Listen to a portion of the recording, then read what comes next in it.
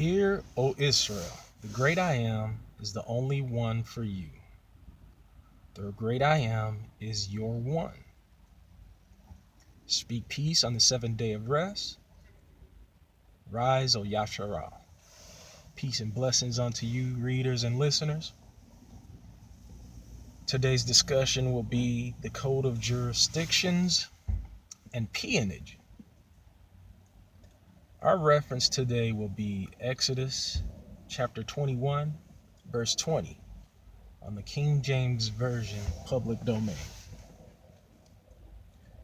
Now, quick note, the United States constitutional contract, which is a treaty for white male men or white men, it reads in its 10th Amendment, the powers, in Hebrew, the powers means gods or godlike.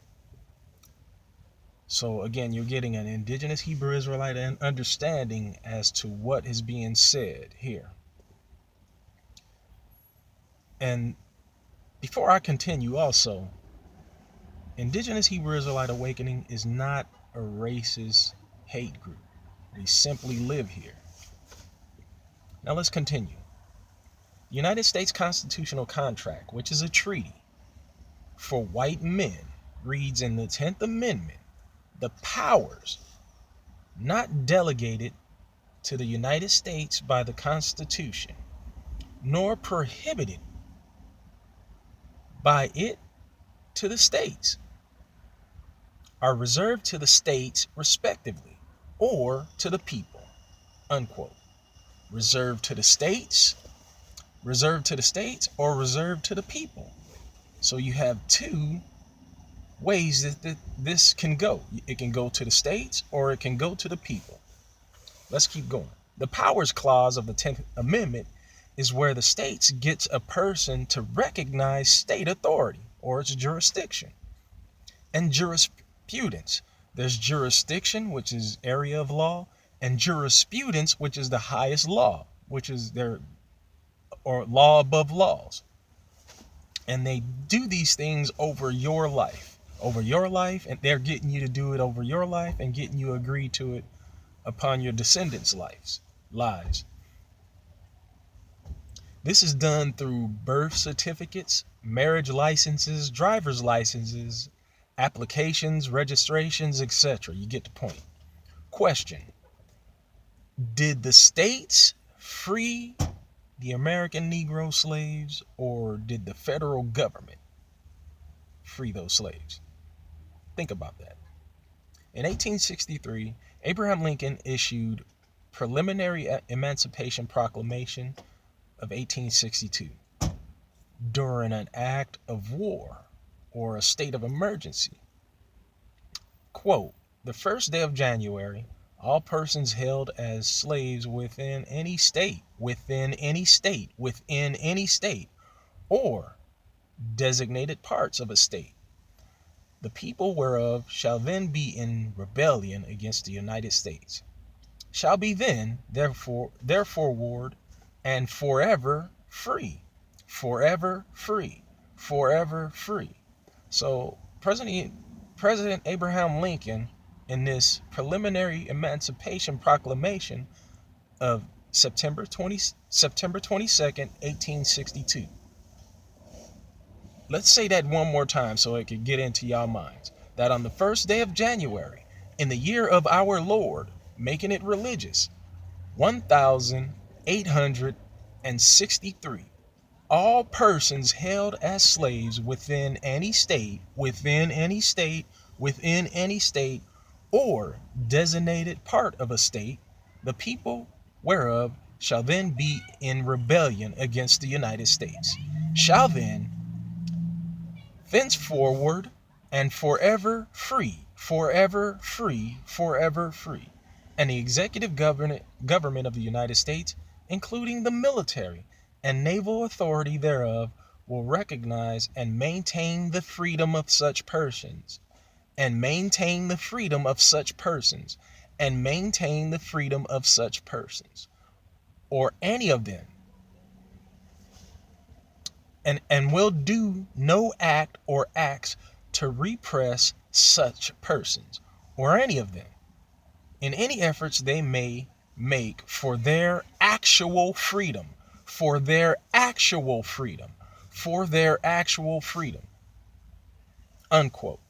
Now, folks, they assassinated him and gave you the 14th Amendment to enter into involuntary or voluntary servitude through this 10th Amendment powers clause. And again, this 10th Amendment, or excuse me, the 14th Amendment that they created has an exception to slavery. And it says that slavery has been abolished except for making criminals or people becoming criminals. So here, your United States President Abraham Lincoln, who was acting CEO at that time, chief officer at that time, was saying that there was a forever freedom given to the slaves, those that were enslaved, because they were not slaves, but they were enslaved. These people were, they were builders. They were more than just what you know today. They were more than that. They were builders. They were creators, but they were enslaved.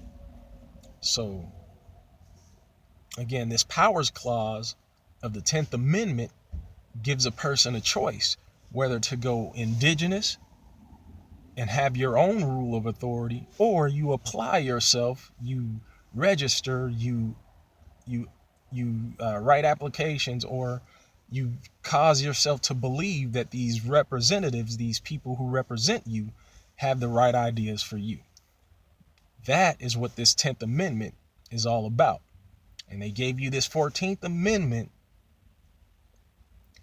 in order for them to recognize those law enforcement identities, or those actors, sort of say, civil servants, and not just the police officers, but all civil servants, that they want you to identify this state level and what they do.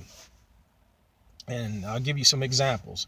18 U.S. Code 77, subsection 1583, from Title 18, Crimes and Criminal Procurement, Part 1, Crimes, Chapter 77, on peonage, slavery, and trafficking of persons. Now, Christianity has gone and sent out a papal bull to enslave people back in the early 1500s. It's just amazing that this is subsection 1583.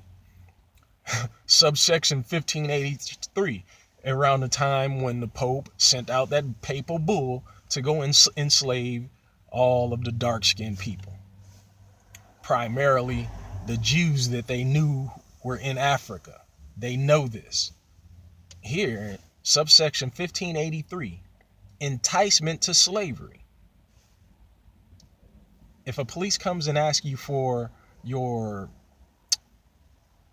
identification, you were handing over your enslavement. You're handing over your enslavement because you have put yourself under a registration and application of state identity.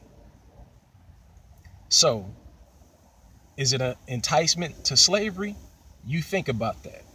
Subsection 1590, trafficking with respect to peonage and slavery, involuntary servitude, or forced labor.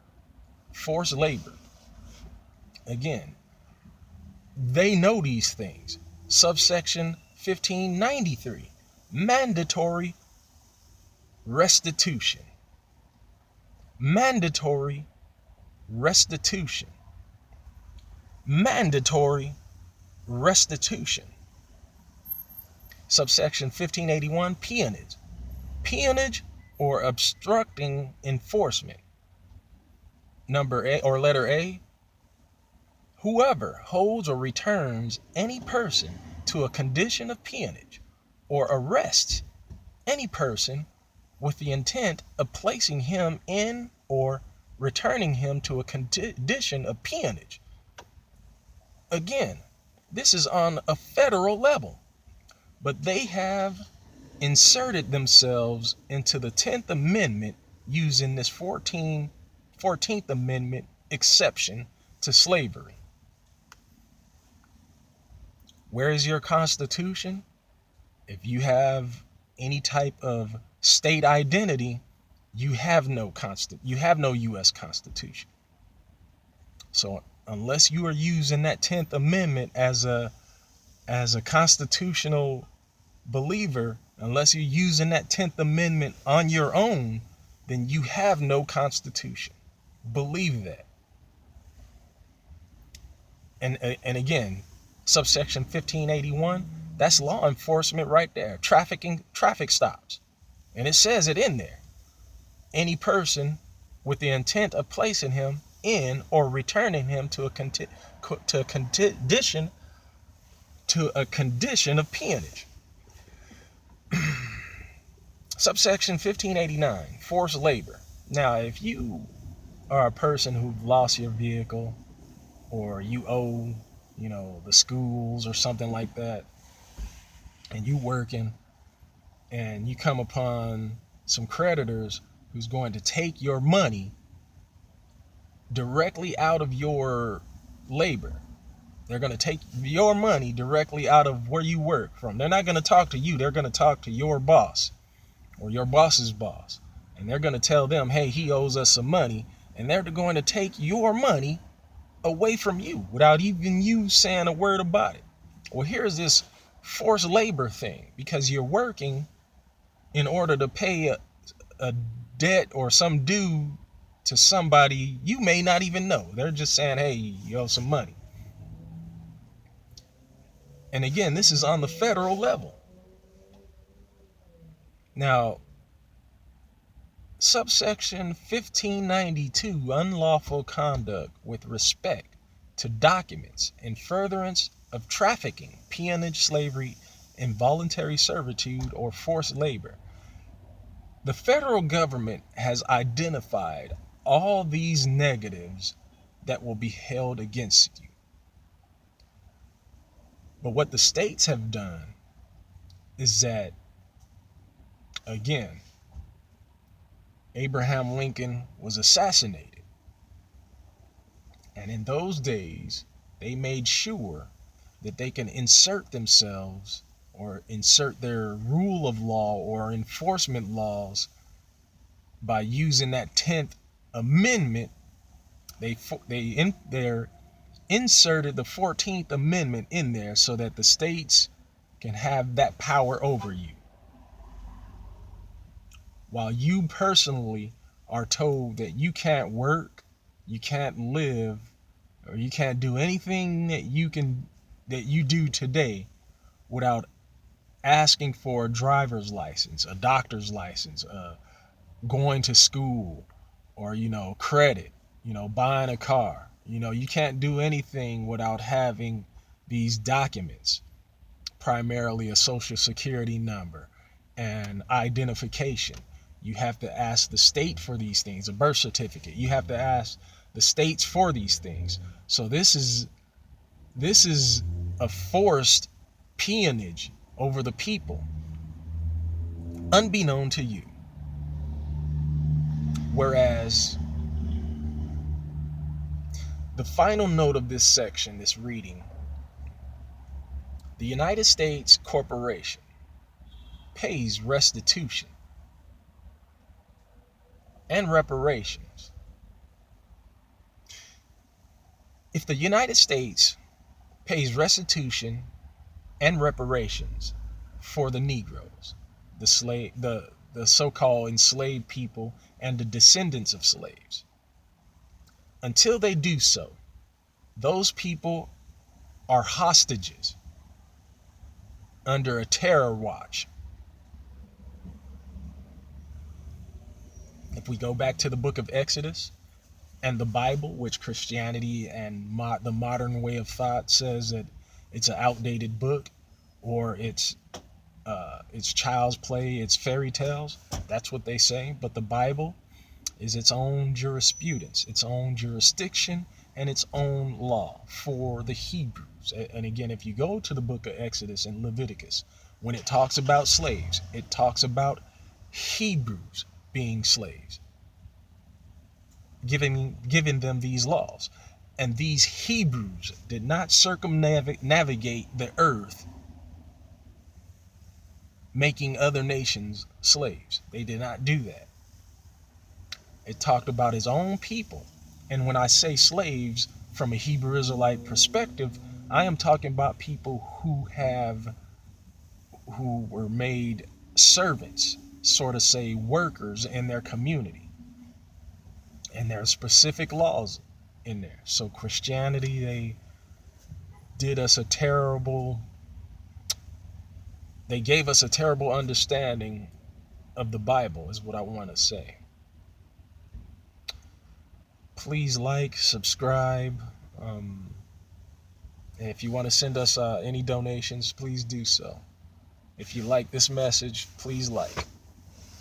Thanks for coming. Hebrew Israelite out.